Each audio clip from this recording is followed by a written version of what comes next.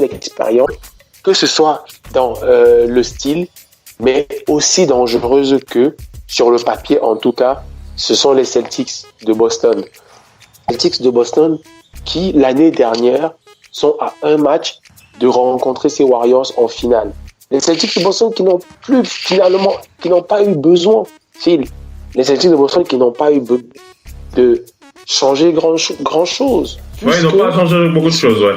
Celtics. Ils sont à un match des finales, en sachant que leur adversaire avait LeBron James, leur adversaire qui les élimine avait LeBron James, mais ils se disent aussi que ils sont à un match de l'élimination au premier tour contre Milwaukee. Ils jouent un game 7 contre Milwaukee et que contre Philadelphie, ça passe, mais au début de cette série, on sentait que les Sixers pouvaient les renverser, mais les Sixers ont joué de jeunesse et d'erreurs bêtes. Donc, ils ont quand même travaillé, en sachant que le plus gros de leur travail, c'était s'occuper des soins de leurs stars. Ils ont fait 2 saisons, ils ont fait une saison sans leurs 2 joueurs stars. Et aussi maintenant, essayer de garder l'ossature que moi je considère qui est incarnée par Marcus Smart. C'était ça le plus important. Garder l'ossature qui est incarnée par Marcus Smart. Et aussi garder des joueurs du banc qui se sont révélés, qui peuvent avoir des velléités financières, comme Aaron Baines. Aaron Baines quand on voit le Aaron Baines des Spurs et celui des Celtics, ça n'a rien à voir. Ça n'a rien du tout. Travailler avec des jeunes comme Jaylen Brown et Terry Rozier, qui eux se sont trouvés des velléités en termes de titulaires. Ils peuvent l'être. Comment faire pour travailler avec ce type de joueur? Marcus Morris, qui lui aussi arrive et a tellement apporté l'année dernière. Et donc, le gros boulot des Celtics, c'était de garder cette ossature sur le terrain, dans le 5 et sur le banc, des role-players jusqu'aux joueurs en bout de banc. Ce que cette année, ils ont fait, parce que l'été s'est passé par le soin de leurs stars qui sont revenus. Ils ont encore un peu de peine parce que Gordon Hayward, par rapport à la blessure qu'il a eue, il va lui falloir du temps, mais ça, ils le savent. Ils ont travaillé aussi pour Kyrie Irving, comment faire qu'il puisse entamer et avancer dans sa saison de façon sereine, c'est-à-dire prendre une décision sur l'année prochaine, déjà dès maintenant. Oui, vu qu'il va re-signer là, puisqu'il va re-signer. Voilà, c'était surtout pour s'inscrire dans la durée et pouvoir travailler sereinement cette année. Mais au-delà de cela, Marcus Smart a été enfin récompensé financièrement et sur une durée. Il le méritait. Voilà, parce que par rapport à son apport, il en voulait un peu plus. Mais tout le monde savait qu'il méritait, mais on avait toujours peur de la réaction de Danny Ainge qui, au-delà d'être un général manager très très dur, c'est quelqu'un qui, sans état d'âme, travaille pour l'organisation et non de l'empathie pour le joueur. Donc, pour l'instant, il a compris que Marcus Smart fait partie de son ossature et donc il a réussi à le reconduire. Maintenant, derrière, ils se sont débarrassés de quelques joueurs, certes, parce que l'effectif était long, mais ils ont quand même gardé. Je me demande si moi, Shane Larkin, ça va pas déranger, mais étant donné que Terry Rozier est tellement véloce et que pour l'instant, il accepte de sortir du banc jusqu'à l'année prochaine, sûrement il va te demander plus d'argent. En tout cas, Terry Rozier, il sent qu'il va partir parce qu'il y a d'autres équipes qui sont prêtes à lui donner ses 20 millions par an et les Celtics sont pas sûrs de le garder. Terry Rozier. N'oublions pas que certains joueurs jeunes comme ça, il y a peut-être qu'un titre NBA à la fin peut le motiver par rapport à sa performance, à se dire bon, mais ou une défaite très, très proche du titre peut le motiver parce que on sait bien qu'un titre NBA, comme je le disais tout à l'heure pour les Warriors, le joueur ayant remporté son titre va chercher l'argent maintenant. Il a déjà traversé l'étape du titre.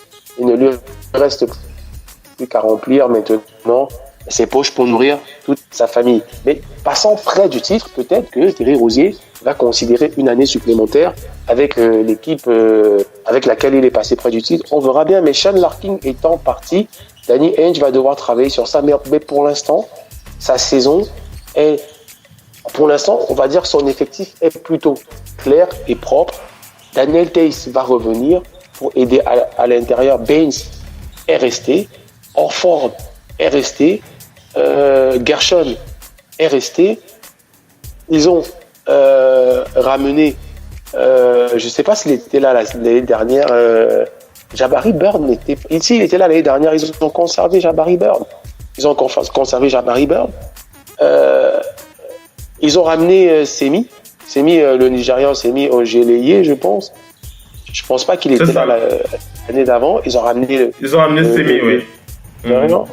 Donc, ils ont renforcé, mais quasiment, ils n'ont pas eu besoin, eux, de faire du poste pour poste parce que les postes clés étaient déjà là.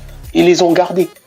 Ils ont plutôt nettoyé au niveau finance d'autres joueurs qui ne servaient plus, qu'ils pouvaient couper parce que les deux stars revenaient, mais aussi essayer de travailler avec des jeunes qui, peut-être par des échanges ou par la draft qu'on a pu voir, leur permettraient de réfléchir sur l'année prochaine, comment travailler sur des échanges, conserver des joueurs ou essayer d'aller chercher d'autres joueurs. Mais pour l'instant, l'équipe qu'ils ont été tellement belle, jeune et belle, que voilà une équipe qui, sa seule attitude à faire était de travailler dans la stabilité.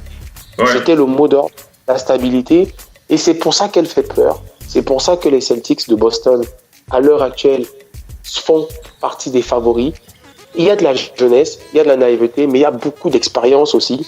On le voit bien. Et une expérience qui s'est agrandie d'autant plus que l'année dernière, les jeunes ont eu des responsabilités, donc sont passés de rookies ou de sophomores à de joueurs super expérimentés qui ont joué 2 game sets en play-off, dont un game set de finale de conférence, et surtout une série intermédiaire entre les deux contre les Sixers, où quand tu domines la série, comment la maintenir, comment ne pas lâcher psychologiquement, comment continuer dans le travail pour écraser l'adversaire. Parce que malgré leur victoire face aux Sixers, n'oublions pas qu'il y a eu 1 ou 2 matchs dans les prolongations et qu'il y a eu beaucoup de money time. Donc ça, c'est une expérience terrible. Pour moi, c'est une équipe, c'est peut-être après les 2 cadors de la conférence Ouest, Houston et les Warriors. C'est peut-être l'équipe qui a le plus d'expérience sur le terrain et sur le banc, bien sûr. On me parlera certes de Toronto aussi, mais Toronto, malheureusement, en play-off, se faisait battre 4-0. Donc, il n'y avait pas ce type de match à coup près où tu prends beaucoup d'expérience, soit par la victoire, soit par la défaite. Parce que Boston a connu tout ça l'année dernière, surtout qu'au sein de leur effectif, ils avaient des joueurs qui avaient déjà connu ça. Ouais. Ils ont un mec qui a gagné un titre en mettant un tir à 3 points dans le tir le plus important de la saison. Ils ont un mec qui a joué les playoffs avec Atlanta comme avec son équipe actuelle.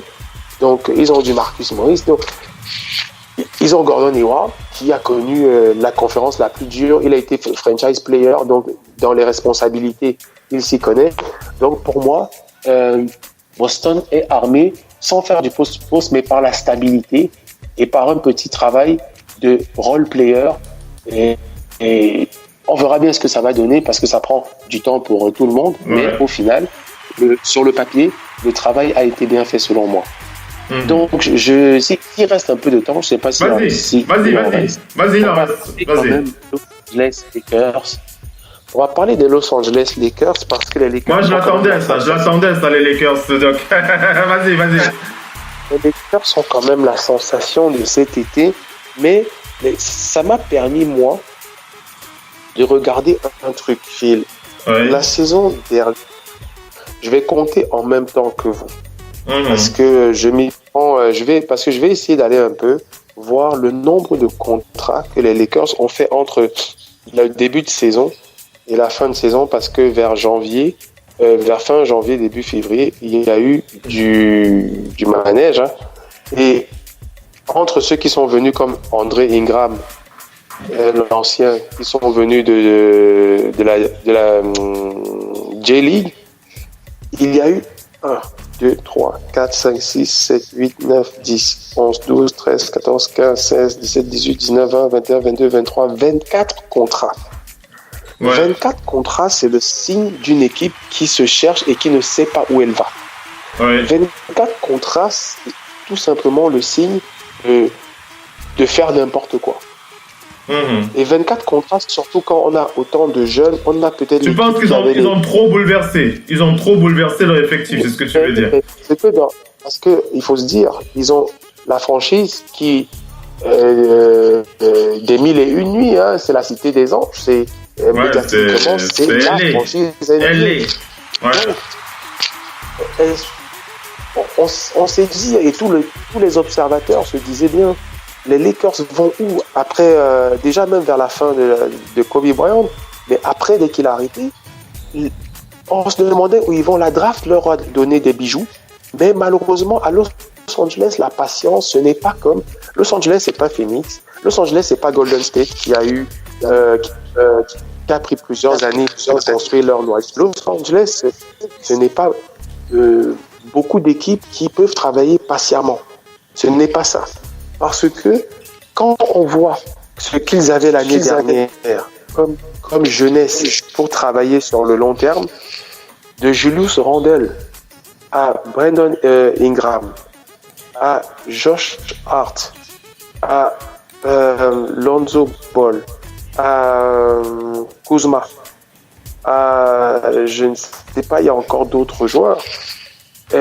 Ils avaient, et je parle même de Larry Nance Jr., ils avaient de quoi, et ce sont que des joueurs talentueux. Je ne parle même pas de Ivica Zubac qui prenait de la place aussi à l'intérieur.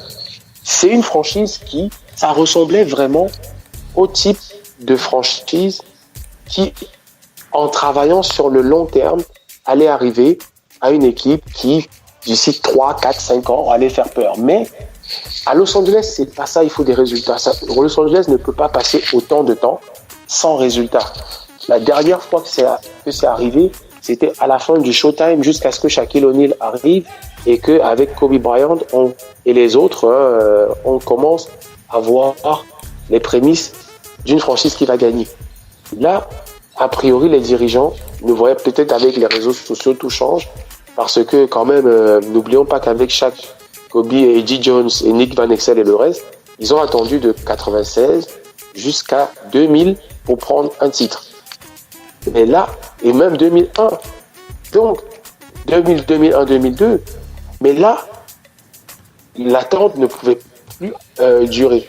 Donc, pour moi, autant de contrats, c'était le signe de je prends, je jette, je prends, je jette. Est-ce que celui-ci ça marche? Je tente celui-là. Donc, il s'est passé quoi? Étant donné que Los Angeles attire du monde, 24 contrats se sont transformés en la recherche de un contrat, un seul. Il leur fallait un seul contrat pour que la vie, et ils l'ont eu. Mais à travers ce contrat, ça leur a permis d'éliminer beaucoup, parce que cette fois-ci, cette année, pour l'instant, les Lakers sont 1, 2, 3, 4, 5, 6, 7, 8, 9, 10, 11, 12, 13, 14, 15, 16, 17, 18, 19 contrats. Et encore pour eux, ça fait trop parce qu'ils n'ont pas pu se débarrasser de tout le monde. Ouais. Mais ils ont diminué ça pour amener le joueur le plus demandé, le joueur le plus important de la ligue, le joueur le plus important au monde, au niveau de la lumière, comme au niveau du jeu. Ouais. Sauf que le joueur le plus important, ce joueur-là, c'est un joueur avec un jeu particulier. C'est-à-dire, il faut garder des joueurs qui vont correspondre à son jeu à lui. Il faut que l'équipe se mire à son jeu et non son jeu à l'équipe. C'est ça la différence quand tu prends ce type de joueur, c'est que tu dois travailler en se disant quels sont ceux qui peuvent rester parce qu'ils vont correspondre à son jeu et quels sont ceux qui peuvent venir parce qu'ils vont correspondre à son jeu.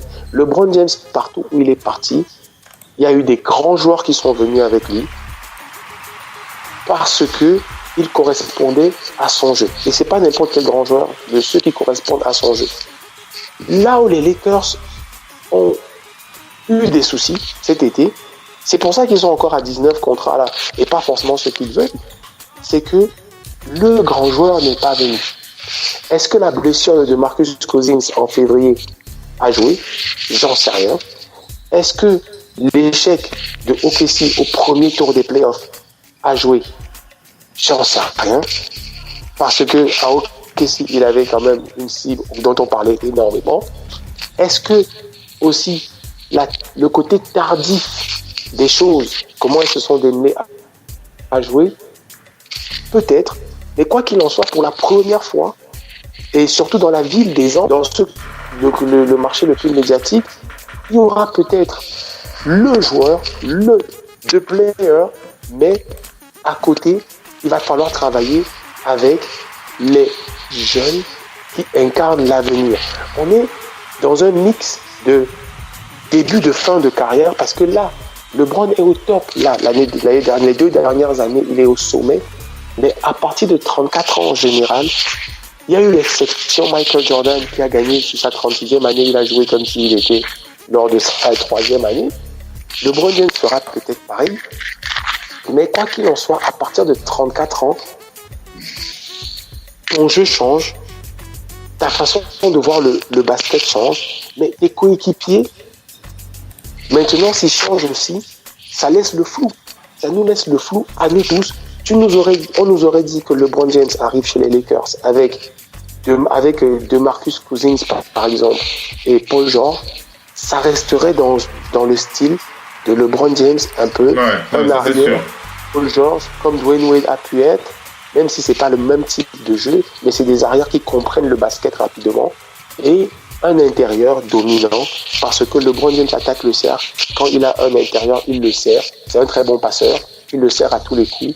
Et je pense qu'ils auraient visé un tireur à 3 points, ce qui aurait rendu l'équipe quasiment inarrêtable. Parce que LeBron James, dans son jeu, a besoin d'artilleurs à 3 points. Il en a toujours eu. Essaye de tenir ton micro, on entend le son qui vient derrière et ça grince un peu dans les oreilles. Excusez-moi. Donc, il en a toujours eu dans son équipe. Donc, ça n'a pas pu se faire. Donc, la physionomie des Lakers actuels n'a rien à voir avec du poste pour poste. Ouais. C'est pour ça que je voulais parler d'eux. Ça n'a rien à voir. On prend ce qu'on peut. Ouais. On dirait que c'est de l'intérim. Ouais. Je dirais que c'est de l'intérim. Oui, puisqu'ils attendent des gros contrats là pour 2 gros contrats au moins pour l'été là, le doc. C'est sur cette base là qu'ils veulent partir. Ça a du bon. Ça aussi du bon. Mais ça a aussi du bon. Pourquoi? Parce que ils ont réussi, parce que Magic aurait pu avoir des gros contrats, parce que des clubs demandaient sa jeunesse. Des équipes disaient, si tu veux notre joueur, on veut ta jeunesse, parce qu'il a des jeunes talentueux, des Ingram et des Kuzma, c'est de l'or par rapport à ce que tu veux obtenir, mais il faut choisir. Les Warriors ont choisi pour avoir Kevin Durant. Ils ont sacrifié le meilleur banc de l'histoire de la Ligue en 2016 quand ils battent le record sans gagner le titre. Ils ont le meilleur banc de l'histoire peut-être de cette Ligue. C'est ce banc qui, quand Curry a des problèmes en play-off, il doublait Curry. Il le couvrait. C'est ce banc qui, quand les intérieurs des Warriors disaient qu'ils n'avaient pas trop d'intérieur, Bogut était toujours chancelant au niveau de sa santé. Les intérieurs le couvraient. Ils ont sacrifié. Mais après, leurs 5 entrants étaient tellement forts, ça a attiré des plus ou moins bons joueurs de banc qui ont accepté de garder l'esprit et d'aller sur le banc.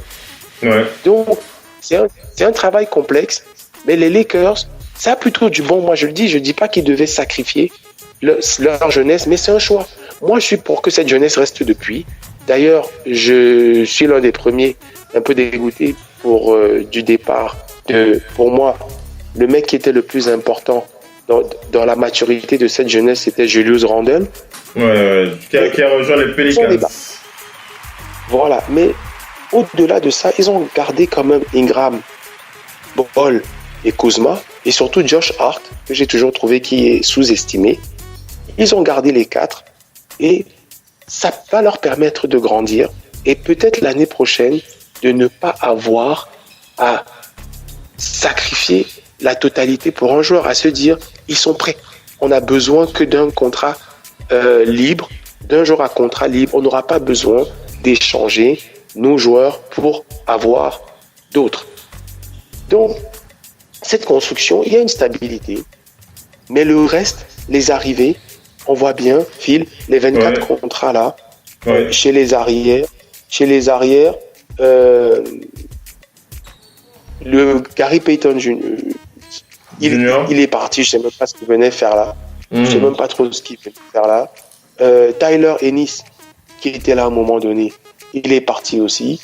Lou Holiday, qui est à l'aile, il est parti. Jordan Clarkson, malheureusement, c'était aussi cette jeunesse qui pouvait, sur le long terme, amener quelque chose. Jordan Clarkson, parti aussi. Corey Brewer, qui pouvait apporter défensivement. C'est pas la jeunesse, mais ça fait partie des hommes défensifs, des hommes de devoir. Parti. Channing Frye, l'expérience. Je pense que LeBron James aurait peut-être souhaité garder un lieutenant comme celui-là à ses côtés pour avoir de l'expérience et un suivi dans le vestiaire. Mais bon, il faisait pas partie des plans parce que là, il parle vraiment d'intérim, là, actuellement, pour le plan futur. Brook Lopez et son gros contrat. Brook Lopez, n'oublions pas qu'il n'a que 30 ans, mais son gros contrat, il fallait qu'il parte. Il est parti, je pense que sans son gros contrat, il serait resté. Parce que c'est un joueur très très important. Le Derrick Williams, parti aussi.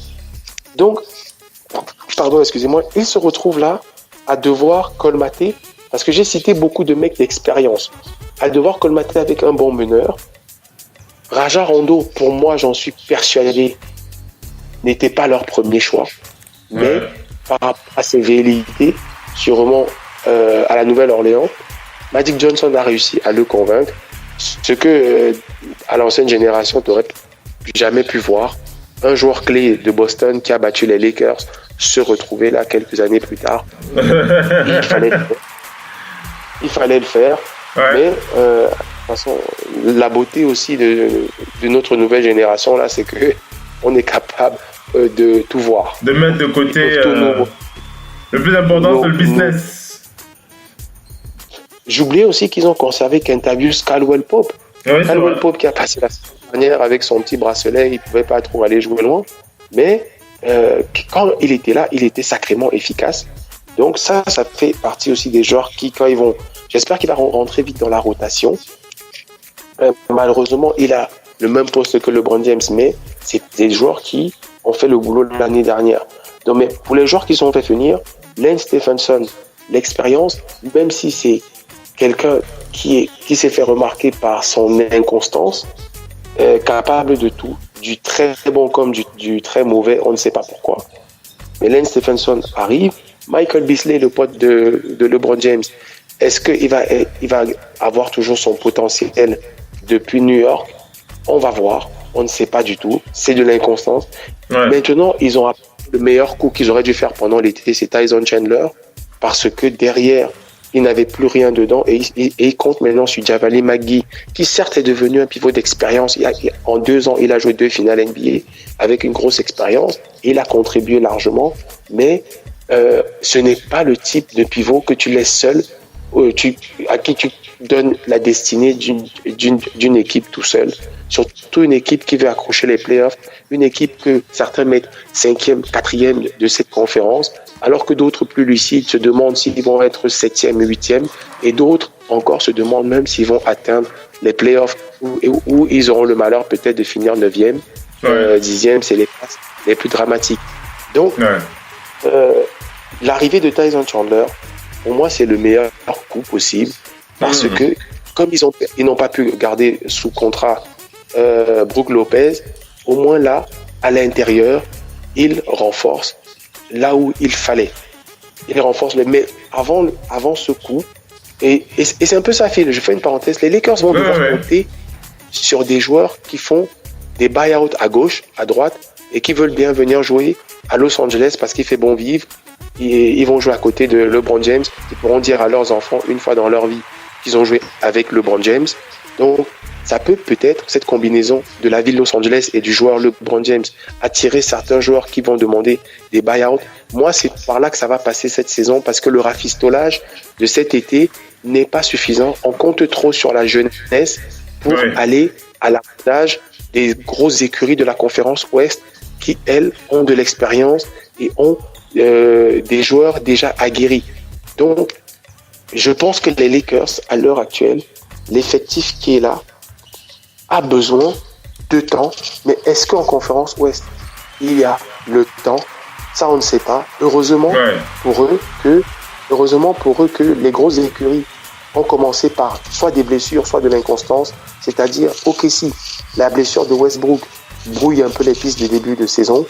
Houston, la blessure de Harden a brouillé aussi un peu les pistes en début de saison. Et surtout, Houston qui a changé leur système de jeu par rapport à leur défense, les défenseurs qui sont partis.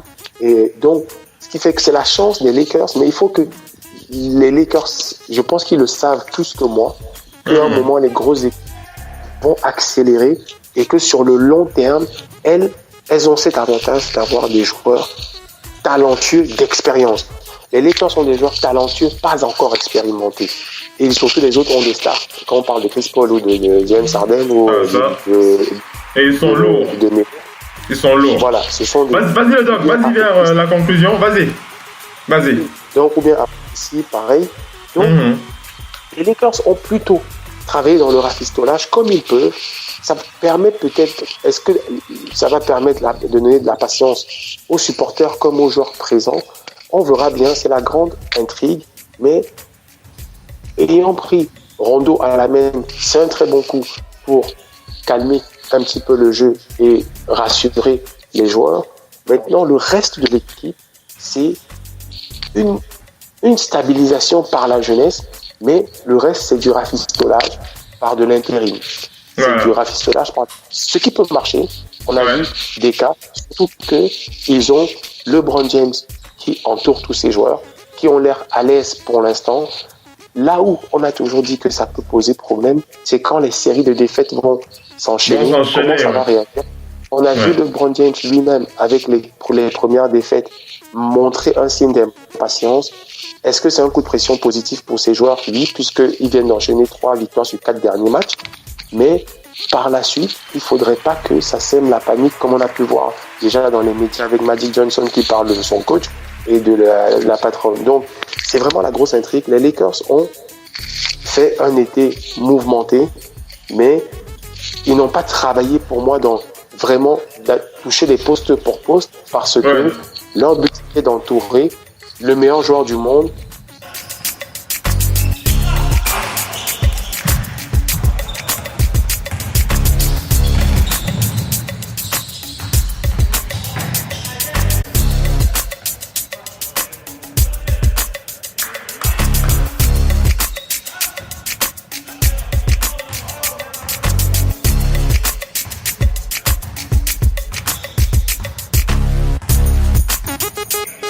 Oui, on est arrivé à la fin. Le doc qui reprend le micro. On a été coupé pendant moins d'une minute.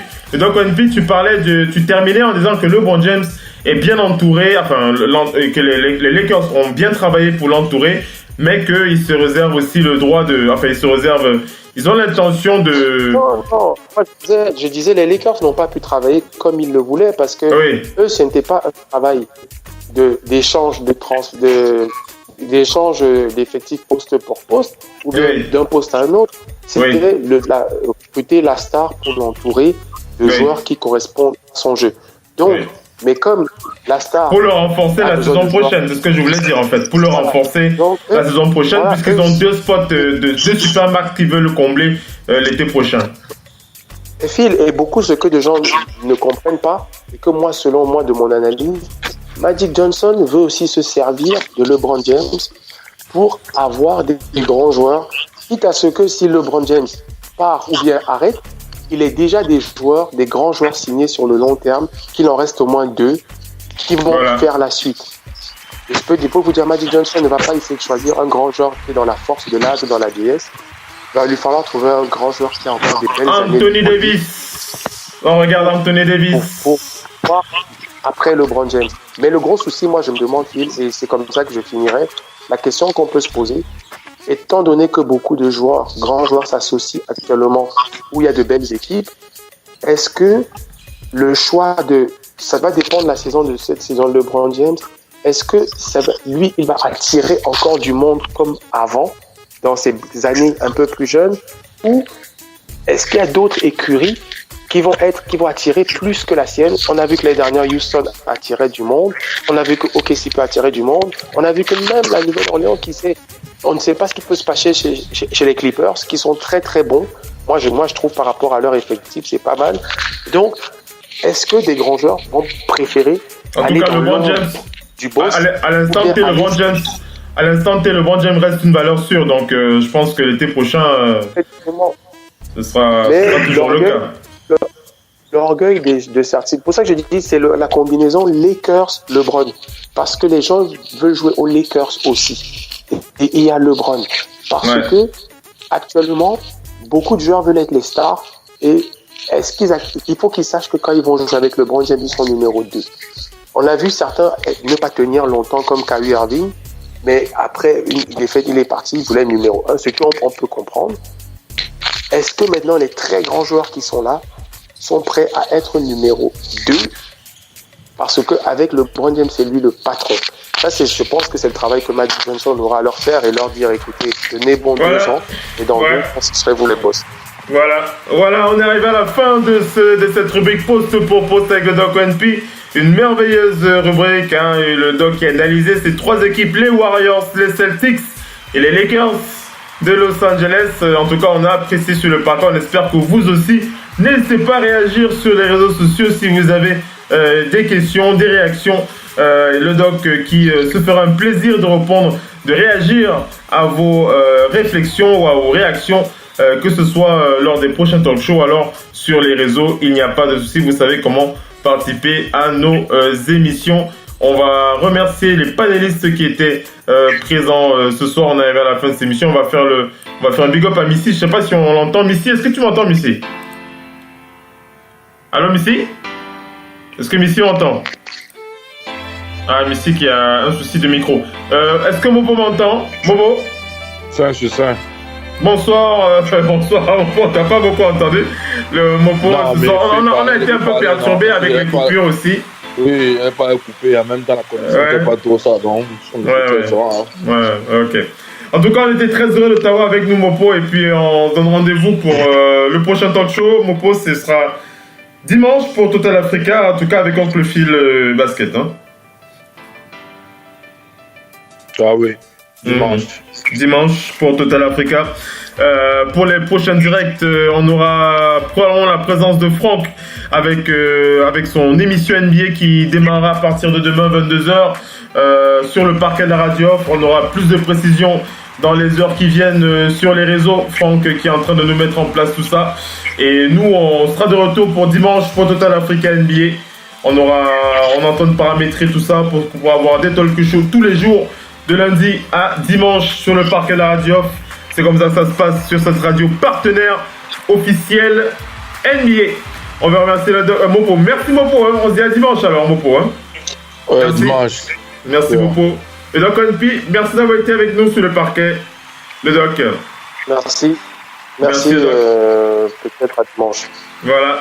Et on fait un gros big up à Missy et on n'arrive pas à l'entendre. Je ne sais pas ce qui se passe avec le micro là. Je ne l'entends pas. Missy qui a eu un souci avec sa connexion. On lui fait quand même un gros big up à Missy ce soir. On lui donne rendez-vous dimanche pour Total Africa NBA.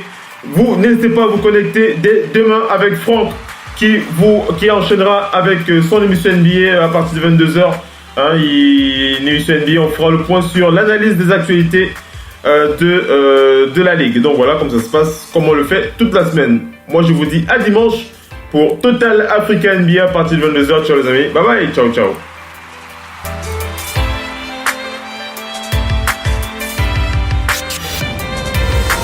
La radio qui vous parle de NBA, c'est Radio Off Basket. Le basketball, c'est mieux à la radio. Hey, gros débile! Ouais, toi, la tête de veau. C'est bien à toi que je cause. Si tu peux pas faire mieux que ça, je te conseille de pas encombrer mon terrain et de rentrer chez toi, mon pote. Quoi tu joues, mec? Au fait, ton petit copain, c'est pas super souris. Non, sans déconner, t'es trop mignonne pour jouer au basket, ma belle. Non, Dis donc, arrête. c'est marrant, mais t'as le bras en Z chaque fois que t'envoies le ballon. Putain, tu vas pas la fermer? Et tu te prends pour le Zorro des Blacks? Et on se tire ailleurs, voir si c'est non, plus sérieux. Et ton crâne rasé, j'ai un non, il est pas porte-avions à mouche. normal. C'est con qu'à l'hôpital on soigne pas ces types-là. À l'hôpital? À l'hôpital! Ok, J'en connais un pour ta lobotomie, gros cul de poil ballon-bouquet! Je te remets! Toi et ta mouche à merde Allez, blanche vous faire retournez de ma foutre. part au pays imaginaire et dites à Peter Pan qu'il emmerde pas mon pote, le capitaine Crochet. Vous êtes des PD de PD! Qu'est-ce que tu branles? Je sais ce que je fais deux choses. Quoi? Qu'est-ce que tu branles? Je les fais chier, ces types-là, si on les fait chier, ils jouent mal. Non, t'es con et tu m'embarrasses. Voilà ce que tu veux. Ouais, ça c'est la deuxième chose. La radio qui vous parle de NBA, c'est Radio Off Basket. Le basketball, c'est mieux à la radio.